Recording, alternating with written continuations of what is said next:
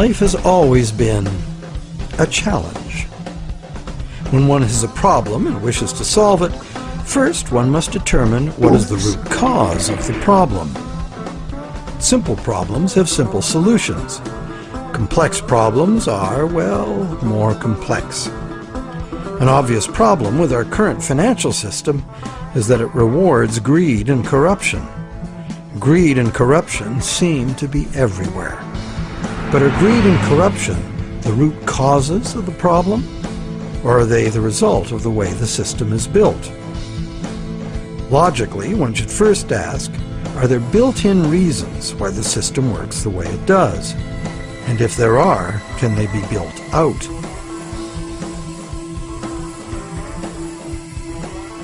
Some say the basic reason the system is unstable and leads inevitably to corruption is the charging of interest.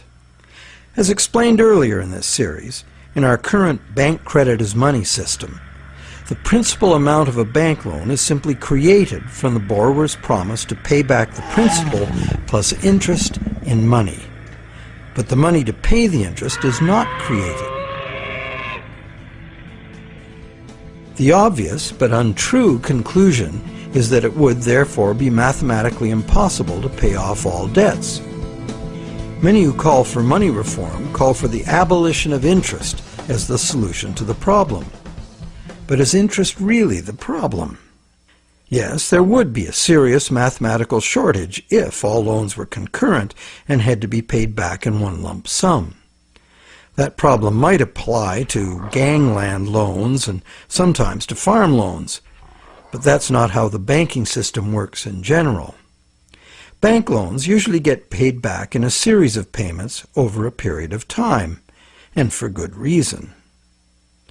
Money is both a stock, the amount in existence at any one time, and a flow, the transactions over time that the money is used for.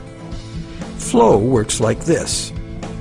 If I, the rich guy, lend you $1 and that was the only dollar in existence, the stock, could you pay me back $100? Well, if it had to be paid in one lump sum, no. That other $99, the interest on the loan, would be impossible to pay. It would be impossible to pay even in $2 payments, because there is only $1 in existence. But if I let you pay me the $100 in $1 payments, magic happens. In fact, in $1 payments, you could pay me back any amount of interest if you lived long enough. The only condition required to make full payment of a $100 debt with only $1 in existence is that I give you the opportunity to earn or otherwise get that dollar back each time you pay it to me. This is the flow. And by means of the flow, the same dollar can be paid any number of times and becomes effectively many dollars, all legitimately representing the work done to earn them. It is always the work, the real value, that pays the debt and gives the dollar its value, not the dollar itself. The relationship in our example is dreadfully unequal because the man with the money has enslaved the man without it, just like the real world, some would say. But a simple loan at interest need not produce a shortage of money or cause unpayable debt if flow is 100%, as in our example. Flow is the real measure of economic activity. It's much more significant than the stock in a money system, as it multiplies the effective money in circulation. Given that today we use an exclusively debt money system, what is flowing in all these transactions is credit or promises to pay money. This credit is ultimately nothing more than the promises of borrowers to pay this credit back, usually according to a time schedule and usually with interest added. To pay this credit back, most of us will have to work and earn it by being productive. So, therefore, the real value of the money that flows in our economy today is created by our promises of future productive work. We take a loan in order to have something now rather than later. We agree to pay interest on into the future, thus reducing our future spending power, often by more than the amount of the original loan. However, with an understanding of flow, we see that there's no intractable arithmetic problem with the charging of interest. The problem is a social and systemic one. Lenders have neither obligation nor incentive to spend all their interest income so that the borrowers can earn it again and again. In fact, money lent once into existence is lent as existing money a second and a third time in expectation of more gain. The problem is basically one of incomplete recycling, where money needs to be spent, earned, and used to extinguish the debt that created it. It is instead lent or invested for gain. In other words, money that must be extinguished is, instead, expected to grow forever.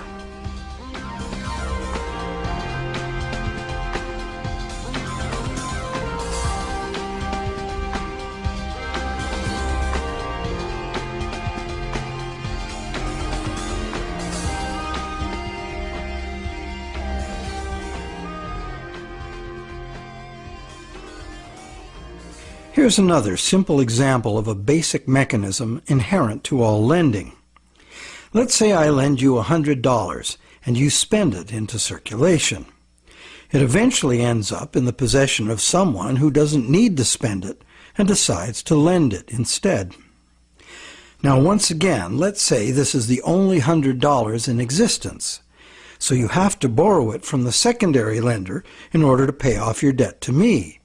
But now you have to borrow it from me to pay the secondary lender. This twice-lent money has become a perpetually unpayable debt. This debt can never be extinguished, nor even reduced without a default. Notice that interest doesn't even enter into this equation. The problem of perpetual debt remains, interest or no. And even if the money itself is of intrinsic value, like gold or silver, or if it is issued by governments as cash, twice-lent money creates perpetual debt exactly the same way.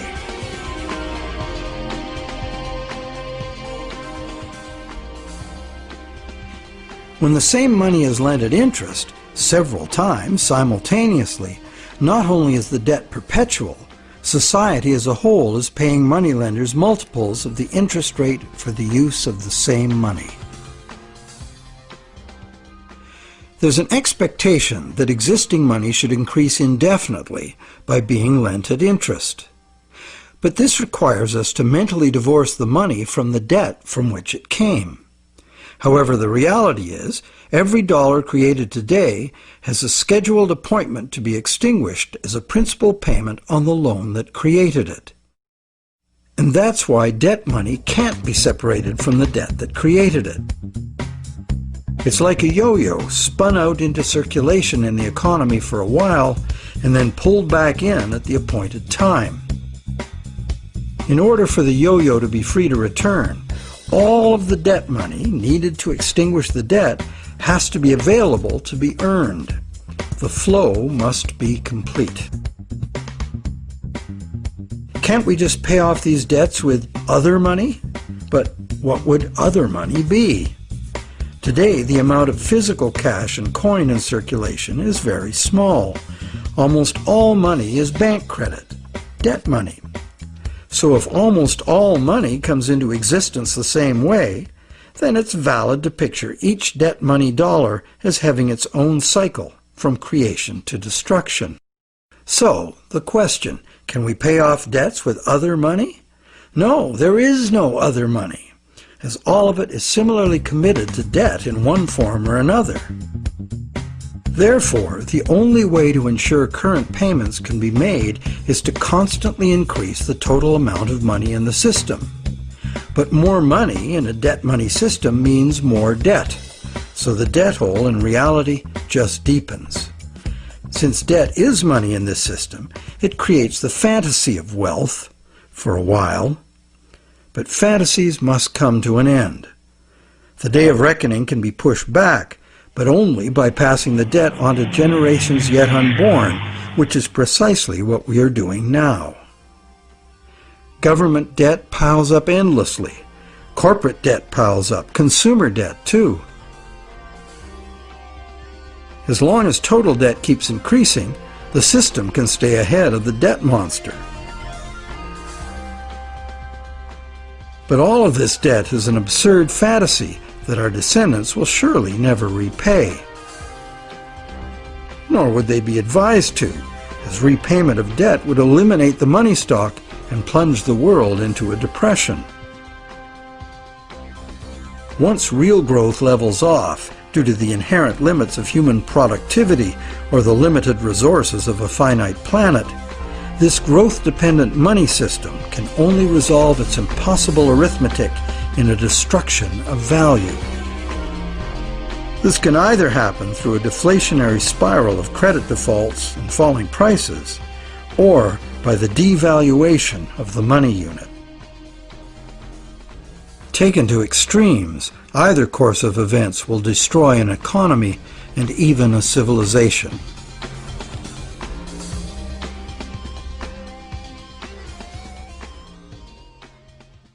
The only other choice is debt forgiveness. In the ancient world, a regular debt jubilee, society-wide forgiveness of debts, was a common practice to deal with these unavoidable problems with lending. It was considered normal, even by the rich and powerful, that the general good of society took precedence over the rights of those rich enough to be lending money for profit.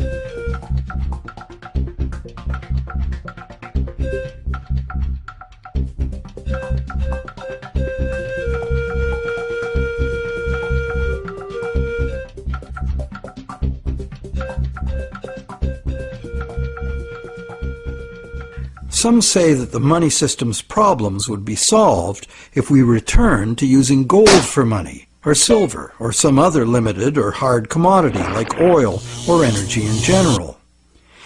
They argue that this prevents money from being created in excess and backs it with real value. However, it also makes those who actually possess the selected physical substance the only ones with real money. Everyone else would only have a claim on real money. For instance, gold. How would we ever transition back to an honest gold economy with a natural distribution of gold among the population? That's long gone. And why would we want to do that? The gold-based money system is our past. It's how we got to where we are today. Gold is inconvenient. Even more so is a barrel of oil. Therefore, whether gold or oil or kumquats, trade will be carried out in promises. The real question is, if we are going to trade using promises of delivering something of real value, why gold? In fact, why any single commodity? At this time in our evolution, doesn't this very old idea of money merit serious re-examination?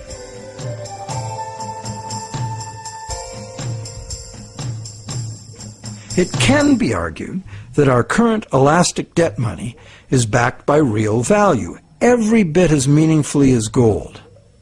That's because money, most of which is created as mortgages, represents the value of the assets pledged as collateral. So is bank credit money actually a claim on the real estate pledged to create it? Not directly. Bank credit money can be a claim on anything. Now, anything includes the real estate pledged as collateral, so it can be a claim on the real estate that was pledged to create it. So how is a promise of real estate any less valid than a promise of gold? Both gold and real estate can change value relative to other commodities. Neither is a permanent standard. In fact, there can never be a permanent standard of value because value is always subjective and variable. So it would seem that the crucial difference between a claim on gold and bank credit is that bank credit is not a claim on any specific real thing, while the promise of gold is. The promise of gold has to be a promise of a specific amount of a specific real thing from a specific promiser. Isn't that the essential reason why many people would consider a promise of gold the better promise? But that is only true if the promise is reliable and what is delivered is really gold. with the discovery that some of the gold bullion sitting in central banks is actually relatively worthless tungsten plated in gold, the whole argument that gold is the most solid, reliable money is shown to be neither solid nor reliable. Precious metal is susceptible to counterfeiting, it's heavy, and it's vulnerable to theft. So to return to commerce via the physical exchange of precious metal coins would mean civilization had reverted to a pre-electronic level of technology. In the absence of such a collapse, the economy would still wind up running on promises just as it does now. So once again, money would only be as good as the promises made, and there would be no need of actual precious metal coins if all transactions were carried out with promises.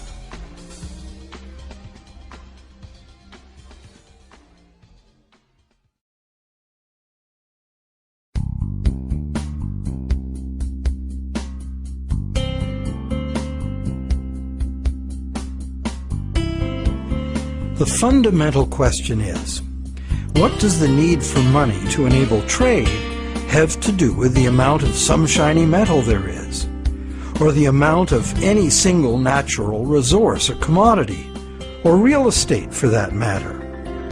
Where is there any meaningful relationship between the functional need for money and any of these things?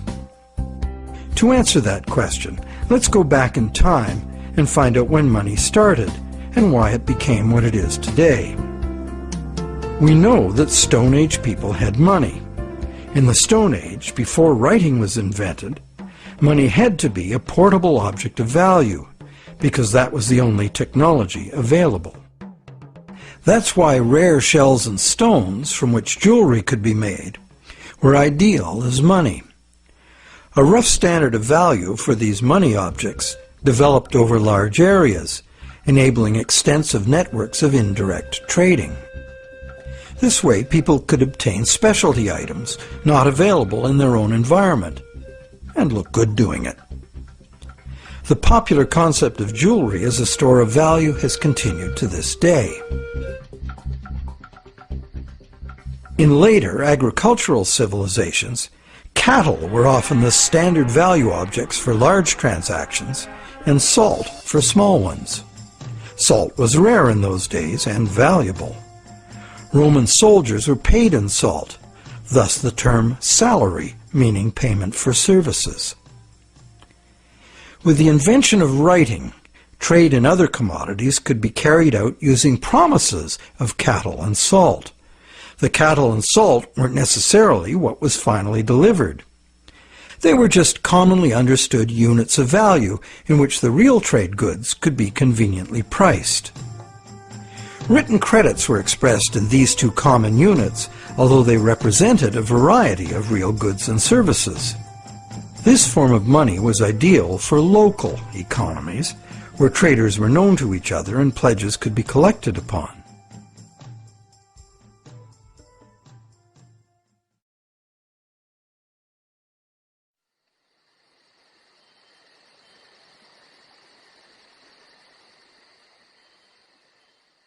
Agricultural surpluses allowed some people to leave the farming to others and specialize in particular crafts. This resulted in improved skills and better tools, and that led to further gains in productivity. This specialization of labor required increased trade, as more people opted to produce a single item of enhanced value. They would then need to trade their specialty for the broad spectrum of necessities that past generations had produced for themselves. But direct barter was inefficient. So more trade led to a greater need for money. Over many centuries, various forms of money were tried. Eventually, gold and silver coins proved to be the most useful money objects, because they were conveniently portable and similarly valued across large areas of the civilized world. They were also easily standardized for weight and purity, and did not require enforcement of value by some authority, nor redemption in goods from someone far away. Thus, for very good reasons, gold and silver became the universally successful international currencies, accepted as final payment of debt almost everywhere.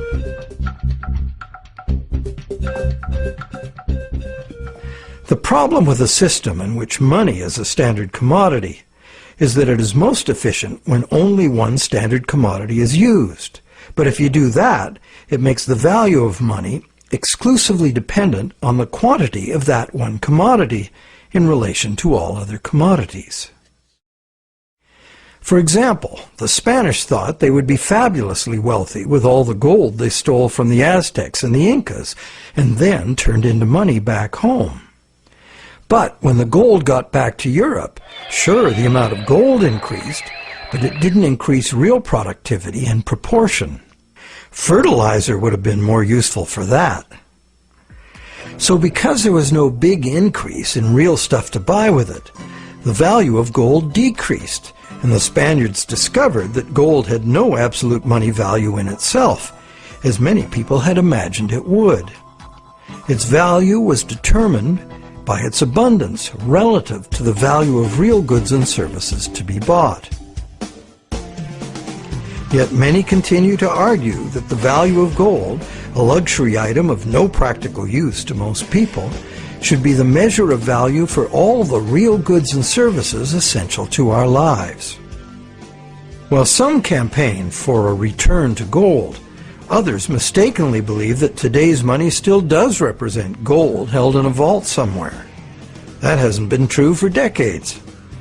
In our current money system, we use national fiat currencies and bank promises to pay in national currencies as the standard commodity instead of gold. National currencies used to be promises to pay in gold or silver, but way more promises were made than could be honored, so that system fell apart. Today, national currency is just legally enforced money, what they call fiat money. That is, it's money you have to accept because the government says so. To many, this government fiat money is just worthless paper. But is it really? We can pay our taxes with it, and governments, especially local ones, provide essential services paid for with those taxes, like roads, schools, hospitals, libraries, police, and military. So government fiat money isn't worthless at all. Now, it is true that consumers of government services have no individual free market choice as to what their tax money is spent on and what services they receive. In fact, many taxpayers may not want those services. So therefore, this money can rightly be accused of being monopolistic, coercive, and socialist. But government is coercive, monopolistic, and socialist by nature, isn't it? What else should it be? Government in a democracy or a republic is ideally a single authority, empowered by society to enforce laws agreed upon by society for its own collective benefit. In a free market economy, government must provide the level playing field of law within which the free market can function. And it also has to provide the referees to enforce the rules of the game. Those who are nostalgic for the freedom of the frontier should recall that the first thing early settlers usually did was elect a sheriff and build a jail and collect taxes to pay for both, for good reason. So government fiat money isn't inherently worthless by nature. Governments at all levels offer vital services in exchange for it. It only becomes worthless when government creates too much of it, which it often does, and for the worst reasons. While many reformers are fixated on the differences between gold and fiat currency, what's more important is the essential similarity. Being single, uniform commodities, gold, silver, national currencies, and bank credit all share the characteristic common to monies for millennia past. The more money there is, relative to the real things available to buy, the less the money unit is worth. Thus, the total quantity of money in circulation is extremely important to maintaining the general price levels. And today, this quantity is largely determined by the demand for new money to purchase real estate and speculative equities. This makes the supply of money for general trade particularly vulnerable to real estate and stock market bubbles.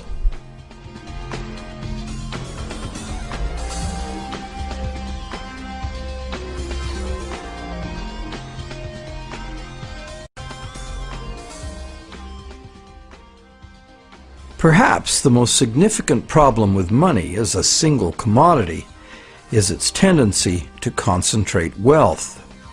Those who have no money must get it from those who have it to lend.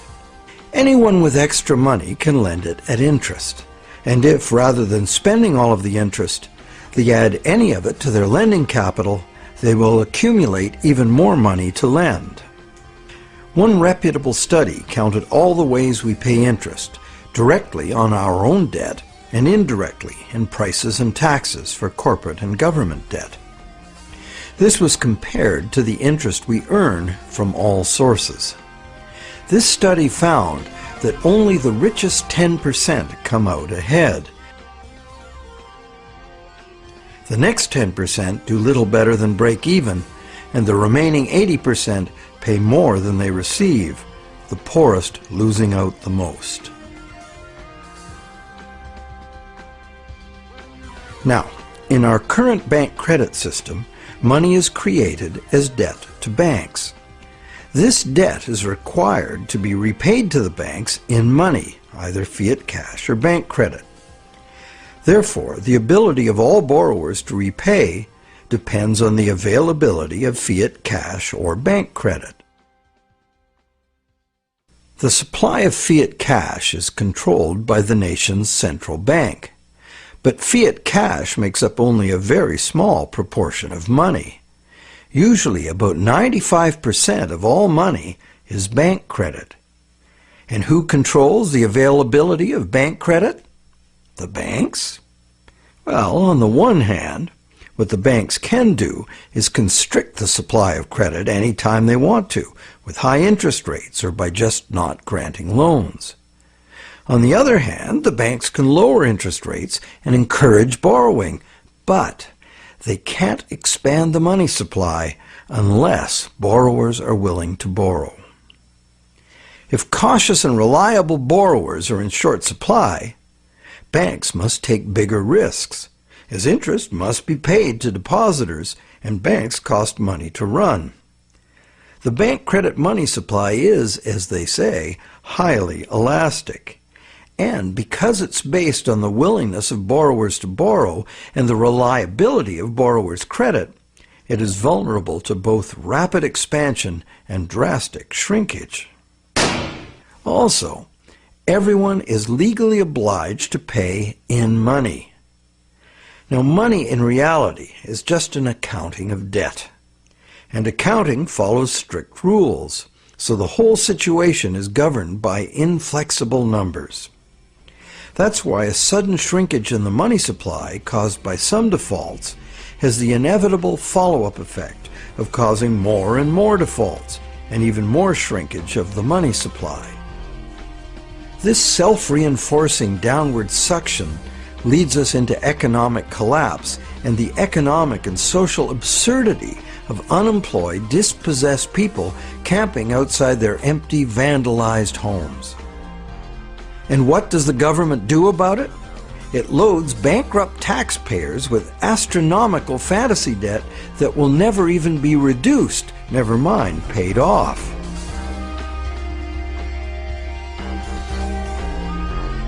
All this is done to fill up the negative balance sheets of the banks with money the banks never had in the first place.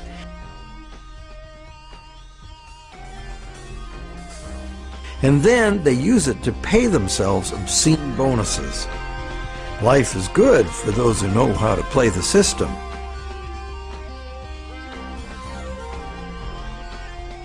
The bailout scam was the biggest daylight robbery in the history of the world.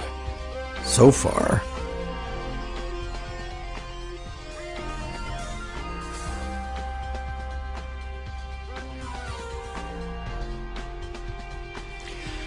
All of these tendencies of the money as commodity system are features of the system itself. The greed and corruption comes in as those who understand the system profitably surf the inevitable waves of boom and bust. Those who understand the system know what's coming and even precipitate it when the time is ripe for them to take advantage of disastrous mass events for their personal and political gain. But it's the structure of the system itself which gives them the opportunity.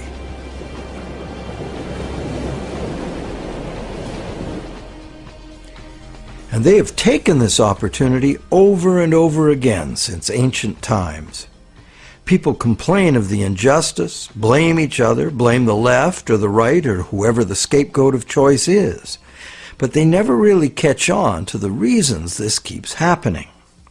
That's because most of us shy away from trying to understand the true nature of money and of freedom. The basis of freedom is essentially the freedom to exchange goods, services, ideas. If you create something in proven demand, you and only you should have the right and the freedom to create and spend the credit money needed by someone to buy it. Money as a portable uniform commodity was invented a very long time ago. It was the only choice using the technological means available at that time. But times have changed. So why is this outmoded technology still the prevailing concept we have for money? Could we go beyond money as we've known it? Could there be a new basis, a fresh concept, a design that could more effectively address the real purpose of money in the 21st century?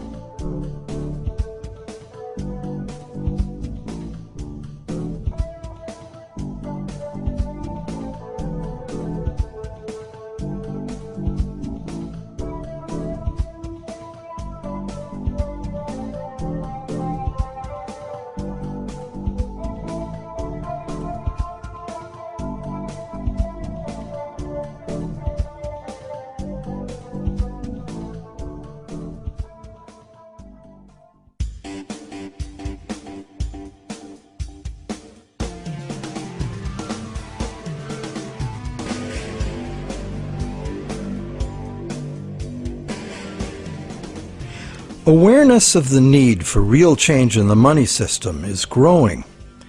But what direction to take? What exactly is the problem, and how can it be solved? The safest and only real choice, many people argue, is to return to gold, or a gold standard, because this worked for millennia in the past.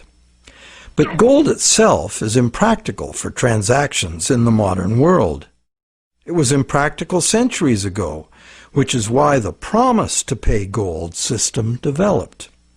And so it is certain that, in practice, transactions would be conducted in promises to pay gold, not gold itself. Thus, the promises to pay gold money will only be as reliable as the promises.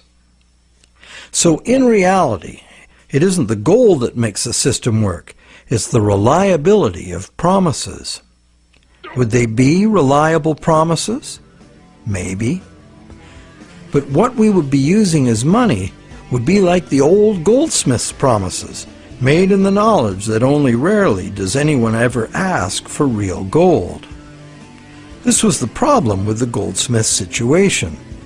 The real gold was seldom claimed, allowing fraudulent promises of gold to be made and used as money. Why would history not repeat itself if all the same elements remained in place? Another thing, what most people say they like about the gold system is that promise of gold money is a promise of a specific amount of real value. Now this is an odd idea, given that the vast majority of us have no use for gold, so how much real value can it have for us? Wouldn't a promise redeemable in food, clothing, or shelter be much more real? People also like the idea that gold is just gold, doesn't need a government to create it. However, it does need miners. In a gold money system, mining discoveries, jewelry making, industrial use, hoarding, and counterfeit bars of gold-plated tungsten would all influence the money stock. What on earth does any of that have to do with the need for money for trade? Lastly, gold as money is a single uniform commodity, manifesting all the inherent mathematical defects of lending demonstrated in part 1 of this movie. Being a coin with intrinsic value doesn't make any difference. A lot of gold and silver's appeal comes from a belief in an oversimplified version of history. People assume that coins were invented to standardize the inherent value of the metal they contain. This is true, but right from the beginning, some of the earliest coins were created based on a diametrically opposed idea. This was done because the rulers at that time foresaw the inevitable negative consequences of using limited supplies of precious metals as money. Therefore, they chose to avoid that route. Instead of precious metals, these rulers struck coins of iron or copper and defined their value by decree. What's more, these coins by decree were heated and dipped in vinegar, so the metal they contained would have no intrinsic value. These coins were in fact the original and true fiat money. They were merely tokens of value, money created by law and enforced by the ruler's authority.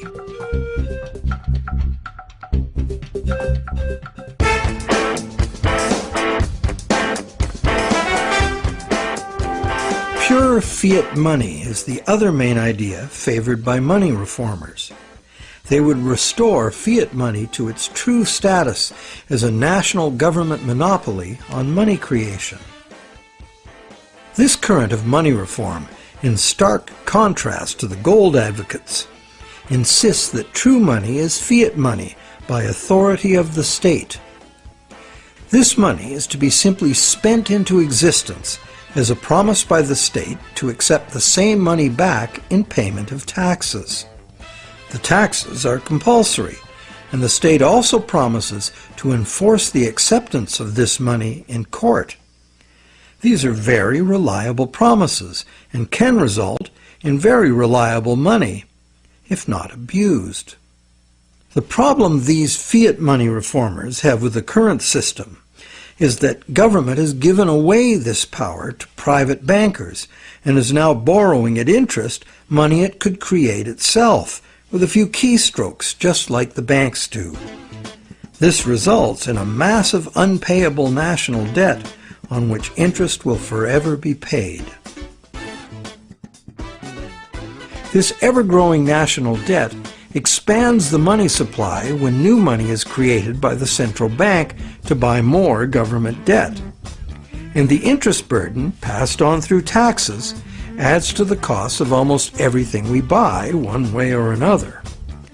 In contrast to money being created as national debt, fiat money, simply spent into existence, would save the taxpayers immense sums of interest. It would free future generations from impossible debt, and it would forestall the tendency to inflation because the money supply would not grow forever with the national debt, as there would be no national debt. In the fiat money system, taking fiat money out of circulation by means of taxes preserves or restores the value of the remaining money in circulation. Not taxing it back sufficiently would devalue it. Understanding the proper use of government fiat money is a revelation. If you can charge prices or taxes for something in the future, you can issue that much new money now, because it is your valuable services to others and the reliability of your promises that create the real value of any money.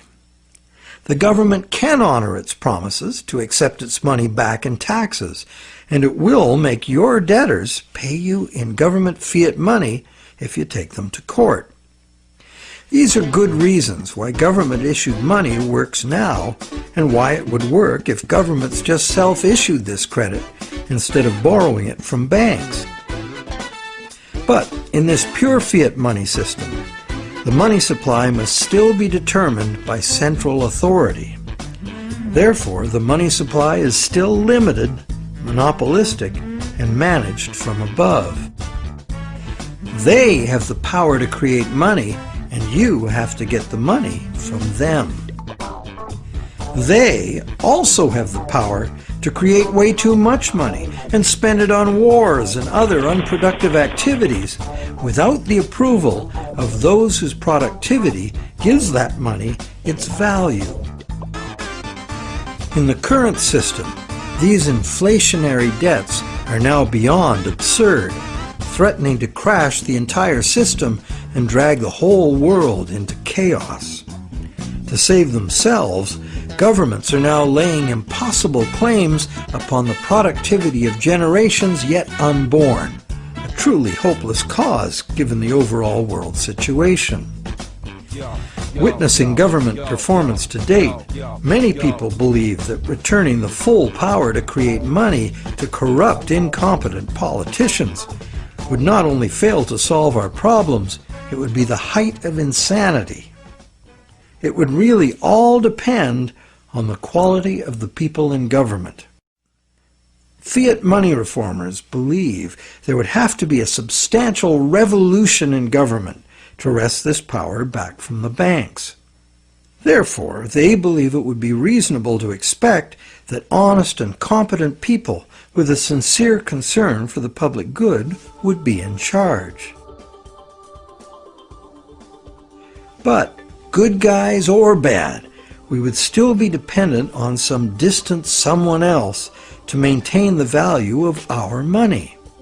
And they would have 1,000 pressures and temptations to enrich themselves by not doing so. And like gold as money, government fiat money is a single uniform commodity, manifesting all the inherent mathematical defects of lending at interest and twice lent money.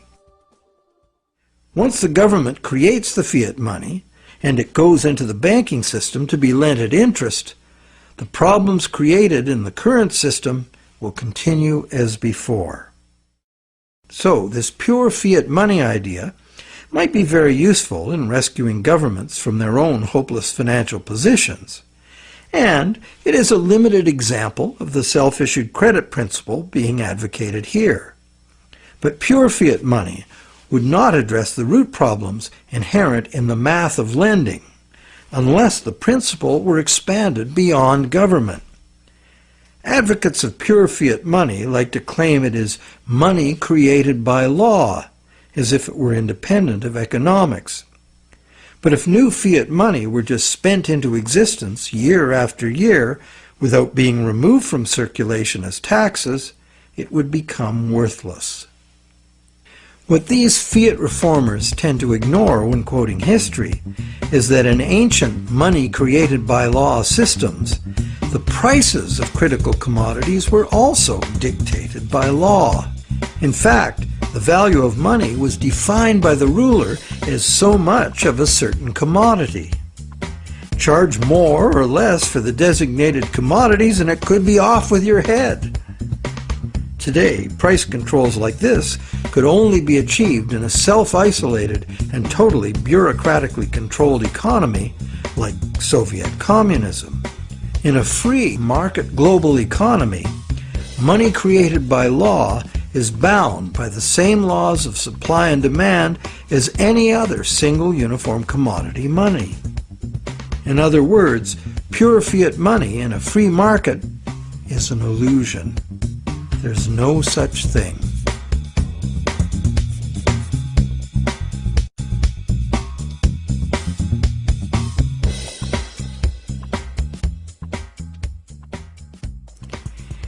In the third stream of money reform are the various types of so-called alternative currencies, all of them based on some concept of money being created as self-issued credit. Many examples of such systems exist today all over the world.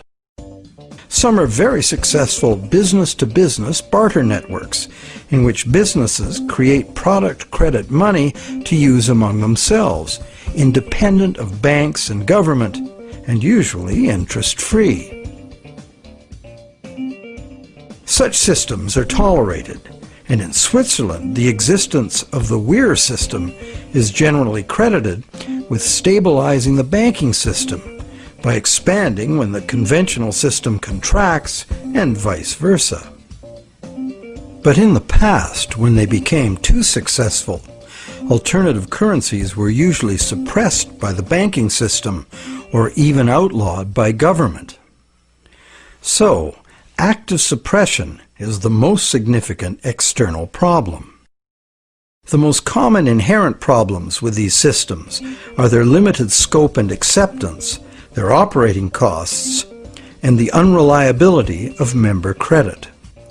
What the conventional banking system provides, worldwide reach, affordability, credit checks, and debt enforcement, are the necessary services that are usually inadequate or prohibitively expensive in the alternative systems. Once the small group of idealistic and honest originators are joined by members exhibiting the full range of human behavior, alternative systems discover they must deal with cheaters. Some are deliberate cheaters, others just not too conscientious about their debts.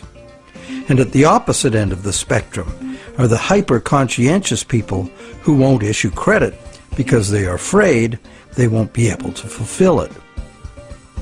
A self-issued credit system cannot work if the members are afraid of issuing credit. And that is why it makes far more sense that government and essential industries like farming, forestry, mining, manufacturing, and construction should be the main and widely accepted sources of self-issued credit, not vulnerable individuals trading haircuts for pottery. However, we are talking about creating a truly liberated system of exchange.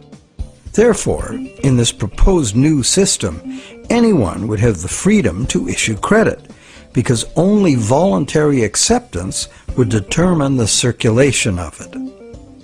The costs of accounting in self-issued credit systems could be overcome entirely by emerging technologies, allowing the creation of a digital coin. Digital coins could be passed from one owner to another, peer-to-peer, so that no bookkeeping and no third-party involvement, like banks or PayPal, is required. This leaves only the problem of achieving global spread. Thanks to technology again, this could now be achieved at little cost and at the same rate and with the same ease that the existing social networks like Facebook and Twitter have spread. So there is a positive answer to all the questions we have posed in this movie. And there is a solution that has the potential to unite the three seemingly conflicting schools of money reform into one cohesive movement for fundamental monetary change. Because, when examined closely, be it gold, tax receipts, or someone's goods and services, all three schools of money reform are really calling for the same thing. Money that is redeemable for something specific from someone specific. Once one comes to that realization, it becomes obvious that self-issued credit for the full range of goods and services in demand would necessarily include gold, silver, and government tax receipts, as these are also things in demand. We just need to look beyond obsolete beliefs to see the heart of the situation. The all-inclusive self-issued credit system, the basis for almost all so-called alternative currencies, could contain within it both the precious metal and the payable for tax models of money without any contradiction.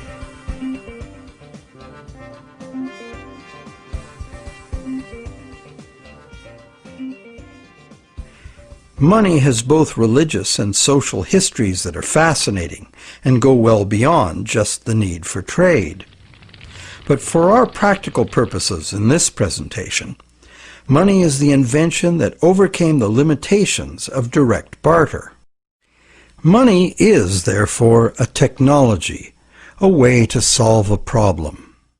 Most of us would agree that we have a problem with our money system. This is no surprise once we realize the current system was designed by bankers in their own interest, and governments wanting to pump out artificial money to wage war and pay for it with the hidden form of taxation called inflation. It was not a well-thought-out project of mathematicians and engineers seeking to create a money system for the general benefit of humankind. There are now many people, including mathematicians, engineers, and even cartoonists, trying to rethink money as the need to do so becomes obvious. In this presentation, we've proposed that we return as close to direct barter as we can, because doing so would anchor the money system directly to the real-world things we want to exchange. The destructive flights of fantasy money that have brought the current system to its breaking point would not be possible. Self-issued credit is not a new idea. It is, in fact, an idea as old as numbers and written record-keeping. That is very old. However, only with our new technologies can it finally achieve its full potential as an international medium of exchange. And this transformation is already underway. Extensive electronic barter networks, some with their own currencies, exist among businesses right now. These could grow into a new global money system. In Canada, Canadian Tire money has been a self-issued credit for goods currency for decades. This money is redeemable for merchandise at Canadian Tire stores only, but is widely exchanged as payment by third parties because almost everyone eventually buys something at Canadian Tire. Like air miles and other bonus point systems, it is only a customer reward program at present. But anything that can serve the purpose of money can be money. Private enterprise self-issued credit money already exists in several forms all over the world, and more private enterprises are going in this direction. Money becomes money by acceptance. So one could say The path to freedom lies before us if we can only accept new and broader ideas of what money is. Looked at logically, why wouldn't a legally binding contract for delivery of specific goods and services from a specific supplier be much more acceptable as a medium of trade than the much abused government bank monopoly money we are using now? And does it not seem natural and logical that the source of money should be the same as the source of real wealth, the productive members of society? And does it not seem natural and logical that the value of anyone's credit should be determined solely by their own proven success at living within their means, no one else's? And does it not seem natural and logical that the value of what we have earned with our work and productivity should not be susceptible to being destroyed or stolen by the gambling of some very greedy people? We hope that watching the Money as Debt series has given you insights into why our money system functions the way it does. We also hope that we've demonstrated how a return to gold or a switch to any single uniform commodity as money does not solve the fundamental problems with money. Manipulation of single commodity money has milked productive people of their life energies and prosperity for millennia. That this predatory wealth extraction system could soon take the form of a single global bank emerging as an unaccountable big brother world dictatorship should concern everyone. We hope you're encouraged to do your own thinking about money, a subject that has been ignored and misunderstood by the public for much too long, to our great disadvantage. And, not to criticize without offering an alternative, we have, in this final movie of the series, offered a comprehensive and detailed picture of how a radically new economic system might work if interest-bearing product vouchers were the medium of exchange, thus eliminating money as a commodity in itself. Instead, money would be a global measurement unit like minutes, meters, and tons. The existing physical situation on this planet is not sustainable, and the number one technical obstacle to doing anything serious about it is the current growth-addicted money system, which is itself unsustainable. The crisis is upon us. If you'd rather think about solutions than despair about the problems, think about taking back our money power with self-issued credit. Join with others who realize the need for radical change and spread this knowledge and understanding as fast and as far as you can. The masses of people must take upon themselves the responsibility to wake up, realize our power, and create something better.